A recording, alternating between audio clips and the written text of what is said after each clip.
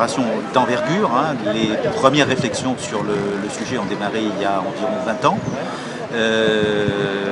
Aujourd'hui, on a réalisé 3 RHI, Champ-de-Merle, Font-Générèse et la RHI Chemin-sur-Mer. Dans le cadre de ces RHI, on a réalisé à peu près la moitié du programme de construction de logements, c'est-à-dire un peu plus de 600 logements. Ce qui est en cours actuellement comme chantier, c'est la RHI Ruelle des Fleurs, qui permettra de reloger un peu plus d'une centaine de familles, de créer 300 logements supplémentaires pour permettre de répondre aux volontés de décohabitation de la part d'un certain nombre de jeunes notamment. L'année prochaine démarreront les travaux de la dernière RHI qui s'appelle Terrain-l'Avion, qui est une RHI à peu près de même importance que Ruelle des Fleurs, c'est-à-dire aussi une centaine de familles.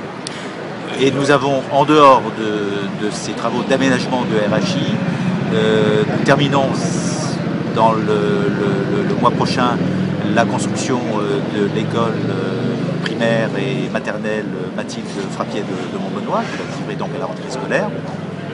Nous sommes en chantier pour le centre Levavasseur qui va accueillir des jeunes enfants handicapés et nous sommes sur le point de livrer une centaine de logements dans le cadre de l'opération Carré de l'Éperon et 48 logements dans le cadre de l'opération Le Corps au Sol.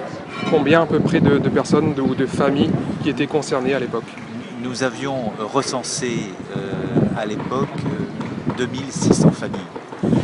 À terme, lorsque l'opération sera achevée, nous aurons 2600 personnes.